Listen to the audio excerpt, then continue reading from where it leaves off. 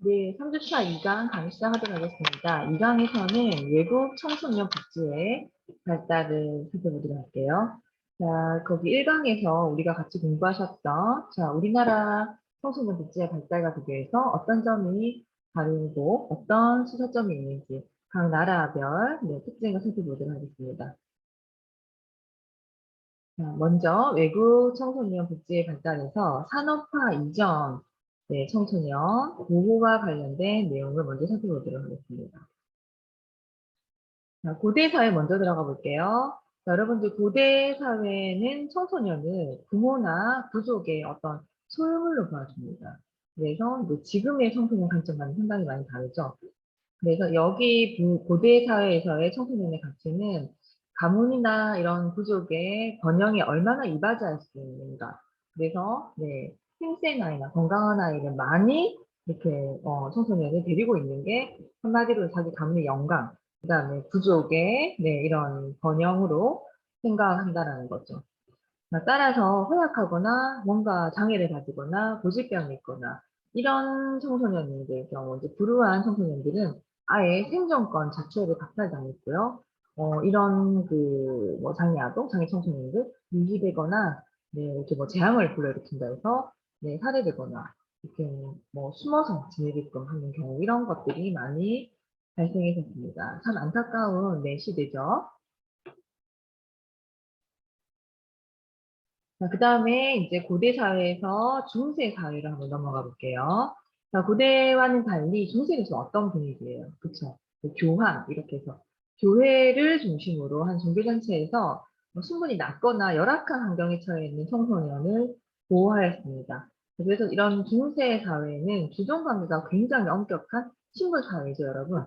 그래서 여기 중세 사회에서 분위기 속에서의 청소년은 그 부모가 속한 신분에 따라서 굉장히 다르게 취급되었기 때문에 신분 계급이 낮은 청소년들은요, 결국엔 이제 하인 뭐 이런 취급을 당해서 경제적, 군사적인 측면에서 노동력의 착취 대상이었습니다. 그렇죠? 반면 이제 신분이 높은 청소년들은요, 이렇게 뭐 자손 뭐 이렇게 해서 좀 취급 맞죠?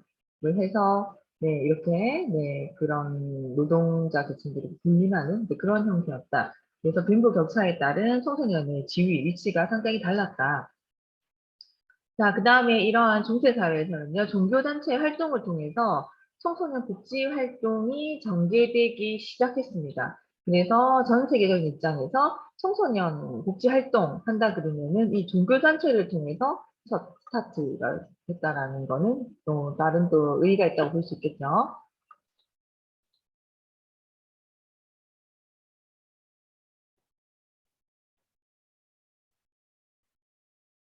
네, 그 다음 이제 보셔야 할 부분이 이제 산업화 이후의 청소년 보호입니다. 자, 여기 지금 보시는 바와 같이 이제 산업화 이후의 청소년 복지는요, 가장 대표적인 것이 산업화는 산업혁명이죠. 산업혁명을 가장 일찍 태동시켰던 나라가 어느 나라예요? 맞습니다. 영국. 그다음 영국과 관련된 영국의 영향을 많이 받았던 서구 여러 나라를 중심으로 청소년 복지가 산업혁명 이후 이게 굉장히 이제 각광받고 태동되었다고 보시면 됩니다. 자, 이것은 산업혁명이 인간 생활에 굉장히 풍요로움과 편리함을 가져다 주기도 했지만 급격한 산업화로 인해서 그쵸, 청소년을 포함한 전반적인 가정의 복지를 또 저해했다는 점도 많이 대두되고 있습니다. 어쨌든 산업화 이후 그럼에도 불구하고 청소년 복지에 대한 인식은 상당히 좀 느리게 발전해서 어느 시기부터 조금 이렇게 청소년 복지의 개념이 좀 활성화되는지 볼게요. 자, 유엔은 1985년 세계 청소년의 해로 지정하고 10년 후인 1995년에는 10개 분야의 세계 청소년 활동을 계획했는데 그 10개 분야를 같이 한번 살펴보도록 하겠습니다. 당연히 교육 분야 들어가야 되죠. 청소년과 관련된 필수적인 부분. 그 다음에 또 노동과 관련된 청소년 고용. 그 다음에 특정 계층 기아와 빈곤을 다루는 주제. 그 다음에 건강. 그 다음에 환경. 그다음에 약물 남용, 청소년 일탈, 여가 시간 활용. 그 다음에 이제 소녀와 젊은 여성 대상. 그 다음 의사결정과 사회생활에서 청소년의 완전 하고 소가적인 참여, 다시 말해서 청소년 참여, 이런 10가지 분야의 네, 세계 청소년 활동 계획을 세웠다고 합니다. 그래서 여기 지금 그 유엔에서 제시한 그 세계 청소년 세계 이후에 10년쯤 후인 1995년에 10개 분야의 청소년 활동 계획이 제시되었다. 기억하시면 되고요. 자, 뿐만 아니라 2005년도 유엔 총회에서는 세계 청소년 보고서를 작성했습니다. 그래서 이 유엔 총회 세계 청소년 보고서에 따르면 청소년 분야의 5개 권고사항을 결의하였는데요. 자, 이건 좀 기억하세요. 그래서 첫 번째가 세계화, 그다음에 정보통신 기술, 그다음에 에이즈, 청소년과 분쟁, 그다음에 세대 차이 해서 우리가 좀 더 초점을 맞춰야 될 부분은 청소년과 분쟁 관련이 이때 이제 결의되었다는 거.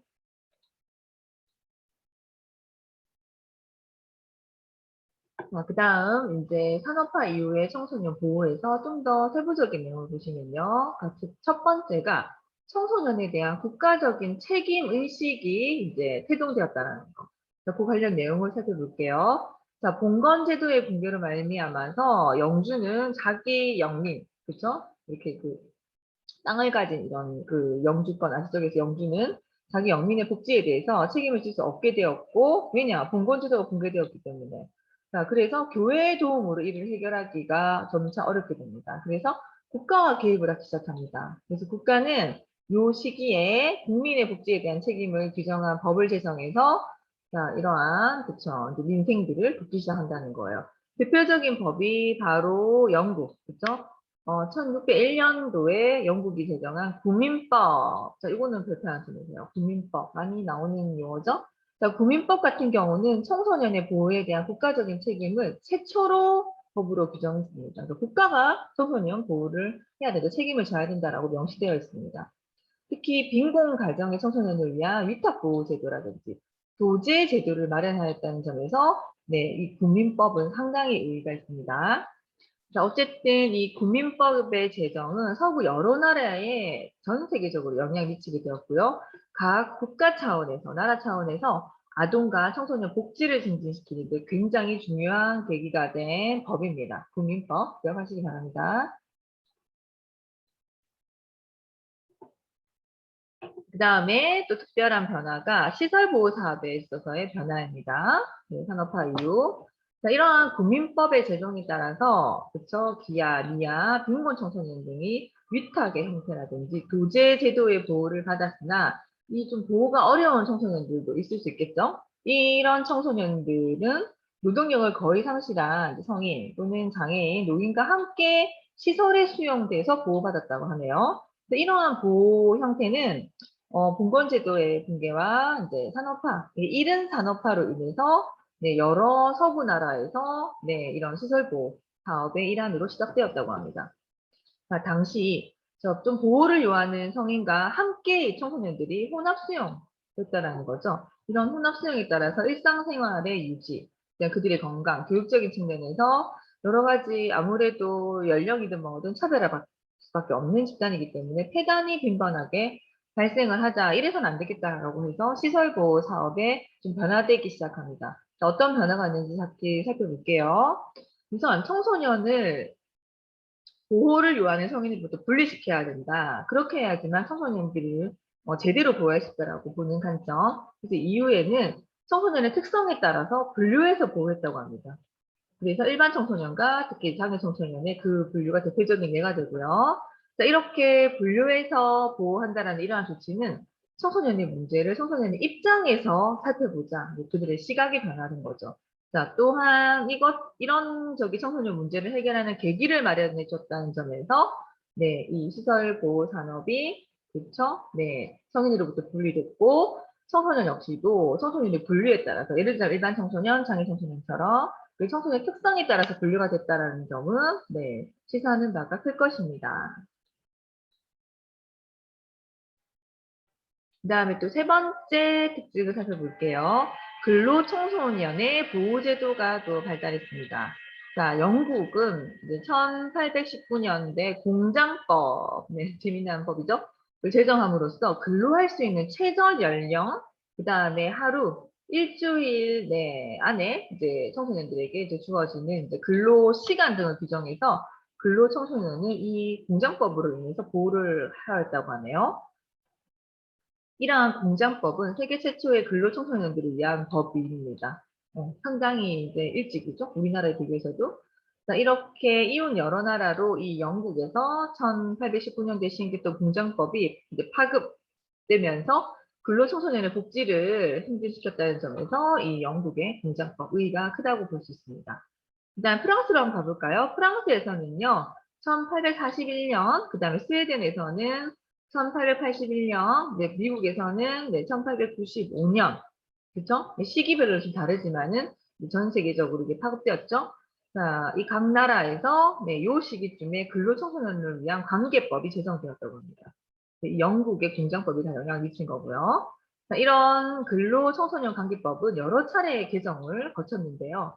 최저 근로 연령을 좀 더 네, 상향 조정하고, 왜냐하면 너무 어린 연령의 청소년들에게 네, 그 노동 이런 거를 시키지 못하게 법으로 이제 제한한다라는 거고, 근로를 제한하는 직업의 종류를 규정하는 등 점차 점진적인 발전을 이루었다고 하네요.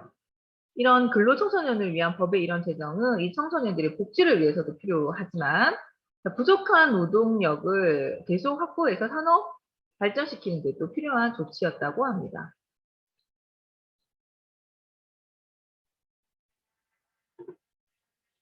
그다음 네 번째 또 특징을 살펴볼게요. 산업화 이후 특수 청소년 복지가 증진되었습니다. 보시면 이제 특히 장애자에 대한 이제 현저한 발달을 보기 시작한 것이 바로 언제죠?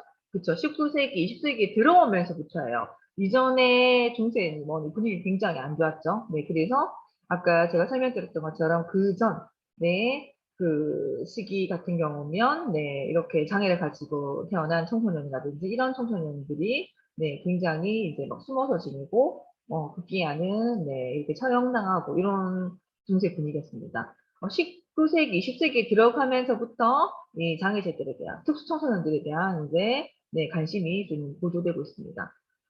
심리학, 의학 등의 학문적인 발달과 함께 그다음에 또 우리가 이제 네, 제1차, 제2차 세계대전을 거쳤죠. 거치면서 장애라든지 재활에 대한 새로운 인식이 싹트기 시작합니다. 그러니까 세계 전쟁을 겪으면서도 너무 많은 네, 이런 그 장애 그 인들이 생겨나고 이제 재활에 대한 인식이 달라진 거죠. 그래서 장애 청소년의 복지는 결국에는 네, 가정도 아니고 사회적인 책임이다라는 인식이 증가하기 시작하고요. 이 장애 청소년들을 대상으로 생존권, 인간다운 생활을 보장받을 수 있는 권리, 주체임을 인정하게 됩니다. 자, 이러한 인식의 변화에 따라서 전 세계적으로 각국은 장애 청소년들을 체계적으로 좀 연구하기 시작했습니다. 뿐만 아니라 특수 청소년의 복지를 위한 법적인 조치를 각 나라에서 취하고 있고요. 지금까지 이제 많은 발전을 거듭해오고 있습니다. 자, 이러한 국제적인 움직임에도 굉장히 이제 활발해져서 유엔에서는 드디어 정신 각야가 권리 선언 1972년, 그다음에 1975년도에는 네, 장애자 권리 선언, 그다음에 1981년도에는 장애자의 해 이런 것들을 선포를 했죠. 자, 그래서 입법 조치와 시설 확충이라든지 장애자에 대한 인식을 새롭게 개선시킴으로써 전 세계적으로 장애 청소년들을 위한 복지는 크게 기여를 했습니다.